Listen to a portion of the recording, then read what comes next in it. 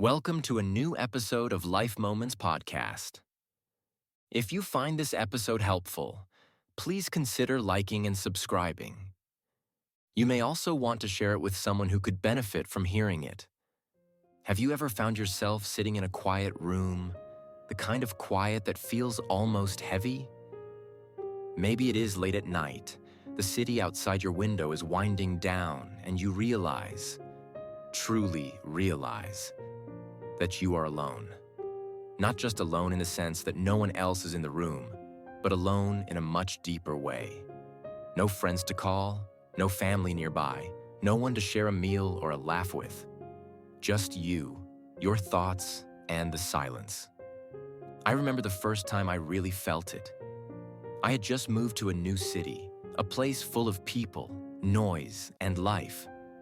But inside my tiny apartment, it felt like I was on another planet. I watched the world go by outside my window. People laughing together, couples holding hands, families gathering for dinner.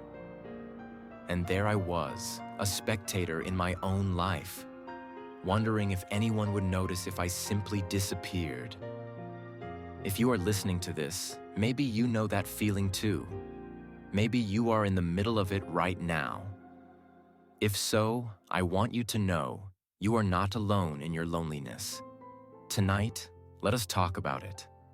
Let us talk about what it means to be truly alone, how it can hurt, and how, little by little, we can learn to find comfort in our own company. Over the next 40 minutes, I will share stories, reflections, and practical steps for surviving, and even thriving, when you find yourself without friends or family nearby. We will explore the ache of loneliness, the temptation to fill the void with just anyone, and the slow, rewarding journey toward loving your own company. So, make yourself comfortable, pour a cup of tea, wrap yourself in a blanket, or just sit quietly with me. This is a safe space. Let us begin. Loneliness is not just an absence of people. It is an ache, a hollow feeling that settles deep in your chest.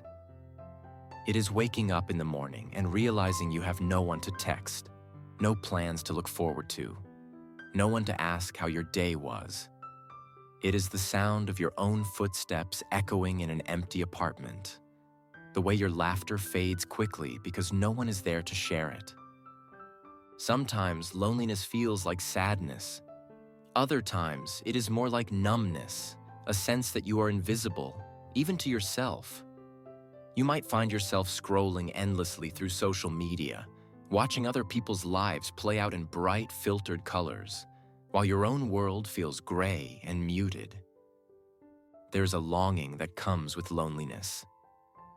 A longing for a familiar voice, a gentle touch, a shared joke.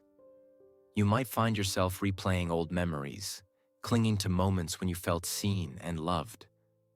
Or maybe you wonder if you will ever feel that way again. But here's the thing. Being alone and feeling lonely are not always the same. Some people are surrounded by friends and family and still feel utterly alone. Others spend long stretches by themselves and feel perfectly content. So, what makes the difference? Why does solitude sometimes feel like freedom and other times like a prison? Pause for a moment. Ask yourself, is it just me? Am I the only one who feels this way? The answer, though it might surprise you, is no. Loneliness is a universal experience. At some point, everyone feels it. But that does not make it any less painful when it is your turn. Have you ever wondered why being alone can feel so wrong? Why does it hurt so much to eat alone in a crowded restaurant, or to walk through a park with no one beside you? Why does the silence sometimes feel so loud? It is because, at our core, we are wired for connection. From the earliest days of our lives, we seek out the faces, the voices, the warmth of others. It is how we survive as infants, and it is how we thrive as adults. There is something in us, a deep, ancient part, that longs to be seen, heard, and understood. Think about it. When something good happens, what is your first instinct? You want to tell someone. When something bad happens, you want comfort. We crave witnesses to our lives, people who will celebrate our joys and help carry our burdens. This need is not weakness, it is biology. Scientists have studied the human brain and found that social connection lights up the same areas as physical pleasure. Loneliness, on the other hand, can actually cause pain, real physical pain. It raises our stress hormones, affects our sleep, even weakens our immune system. That is how powerful our need for connection is. So if you are feeling lonely, if you are longing for someone to talk to, someone to just sit with you, you are not broken. You are not needy or strange. You are human, and your longing makes sense. But what happens when that need is not met? When friends drift away, when family is far, when life circumstances leave you on your own? That is when loneliness can become a shadow that follows you everywhere. And that is when the temptation comes to fill the void with anyone, with anything, just to make the ache go away. Let us be honest. When you are lonely, almost any company can start to look good. Even people you know are not right for you. Even situations you know will not end well. It is like being starving and eating whatever you can find, no matter how unhealthy it is. Maybe you have reached out to an old friend, not because you really wanted to reconnect, but because you could not stand another night alone. Maybe you have stayed in a relationship longer than you should have, just because the thought of being single was too much to bear. Maybe you have said yes to invitations that did not feel right, just to avoid another empty evening.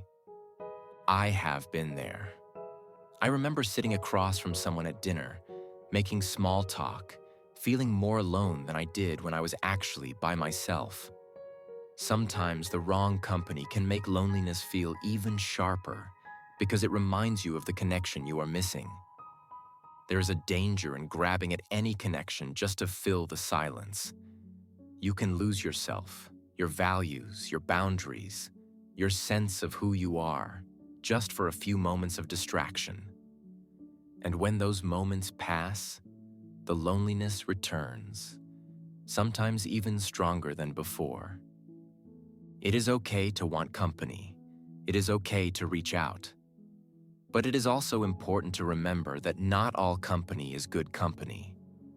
Sometimes, the bravest thing you can do is sit with your own loneliness, rather than run from it into the arms of someone who does not truly see you. So, what now? If reaching for any company is not the answer, what is? How do you learn to be okay on your own, especially when every part of you is screaming for connection? It starts small. It starts with a single step, a quiet meal by yourself, a walk through your neighborhood with just your thoughts for company. It starts with learning to sit in silence, to let the discomfort wash over you without running away. At first, it might feel unbearable. The silence might feel like it is pressing in on you, the emptiness echoing in your chest. But over time, something shifts. You start to notice things you never saw before. The way the light falls through your window in the afternoon, the sound of birds outside, the taste of your coffee when you are not distracted by conversation. You begin to realize that your own company is not as bad as you thought, that there is a quiet strength in being able to sit with yourself, to comfort yourself, to enjoy your own thoughts. You start to trust yourself, to believe that you can handle whatever comes, even if you have to face it alone. And slowly, the fear of being alone starts to fade. It is replaced by something else, something softer, more peaceful. You begin to feel content, maybe even happy. Let us talk about some real, practical things you can do to make solitude not just bearable, but meaningful. These are not just distractions. They are ways to enrich your life, to fill your days with purpose and joy, even when you are on your own. Fill your time with meaningful activities. Pick up a hobby you have always wanted to try. Paint, write, learn to play an instrument, start a garden, take an online course. Volunteer for a cause you care about. When you are engaged in something meaningful, the hours pass more gently. Focus on work, hobbies, or learning new skills. Throw yourself into your work, not to escape, but to grow. Set goals for yourself, celebrate your progress, or dive into a hobby that challenges you, something that makes you feel alive. Practice self-care and self-kindness. Treat yourself the way you would treat a friend. Cook yourself a nice meal, even if it is just for you. Take a long bath. Read a good book. Listen to your favorite music. Be gentle with yourself on the hard days. Take yourself out. Go for a walk in the park. Sit on a bench and watch the world go by. Take yourself to a restaurant. Order your favorite dish and savor every bite. Go to a movie, visit a museum, or just sit in a cafe with a cup of coffee and people watch. At first, it might feel awkward, but soon it becomes empowering. Do not put your life on hold. Do not wait for someone to join you before you start living. Travel if you can, even if it is just to a nearby town. Go to events that interest you, even if you have to go alone. The world is full of experiences waiting for you. Do not let loneliness keep you from them. Let me share a few stories, some from my own life, some from people I know, and some that might sound just like yours. I remember the first time I took myself out to dinner. I had been dreading it, imagining the awkward glances, the pitying looks from couples and groups around me. But I was tired of waiting for someone to join me before enjoying my favorite restaurant. So one Friday evening, I made a reservation for one. I walked in, heart pounding, and took my seat by the window. At first, it was uncomfortable. I fiddled with the menu, scrolled through my phone, anything to look busy. But then, something shifted. I started to notice the details, the clink of glasses, the laughter from the next table, the rich aroma of garlic and herbs wafting from the kitchen. I ordered dessert without needing to share. I lingered, enjoying each bite, and realized no one was judging me. If anything, people were too busy living their own lives to notice mine. By the end of the meal, I felt a small spark of pride. I had done something just for me. Holidays can be especially hard when you are alone. One year, I found myself spending New Year's Eve with only my cat for company. I watched fireworks from my balcony, feeling the familiar ache of loneliness. But instead of letting it swallow me, I decided to mark the moment in my own way. I wrote myself a letter, listing the things I had survived that year, the ways I had grown, the hopes I had for the next. It became a tradition, a quiet celebration of resilience. Now, even when I spend holidays alone, I feel less like I am missing out and more like I am honoring my own journey. A listener once wrote to me about her struggle with loneliness after moving to a new city for work.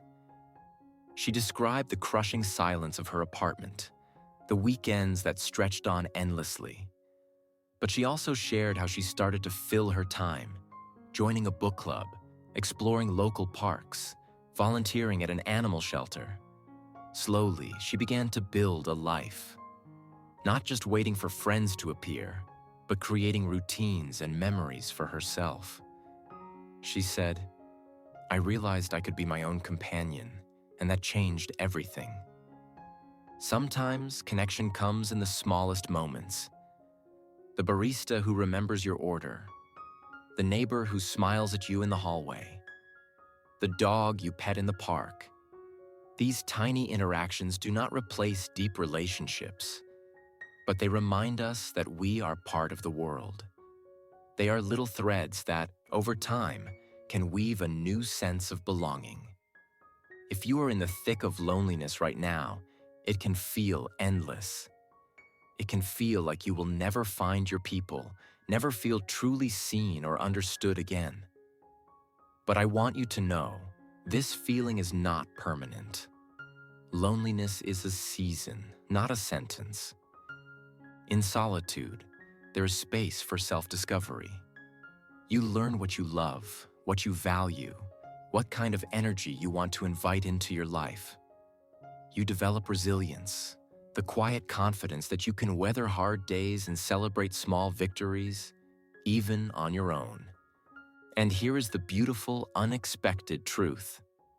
When you become comfortable in your own company, you attract different kinds of connections. You are less likely to settle for relationships that do not serve you.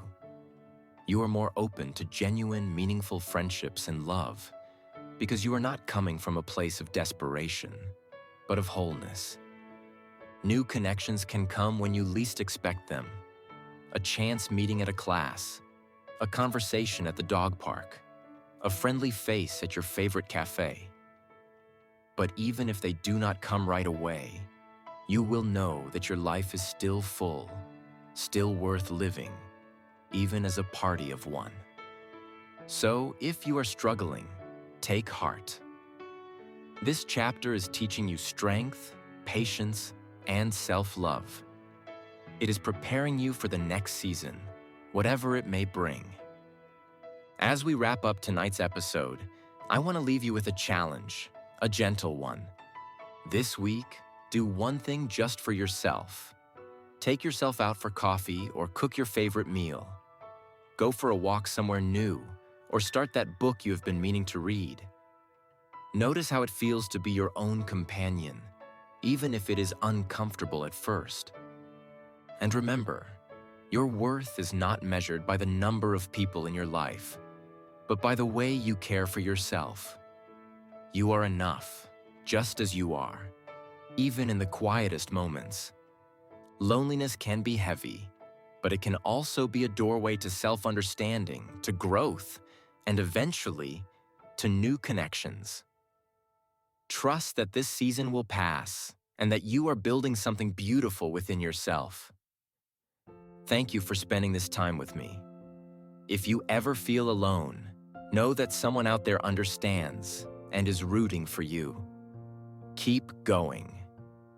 You are stronger than you think. Until next time, take care of yourself and remember, you are never truly alone.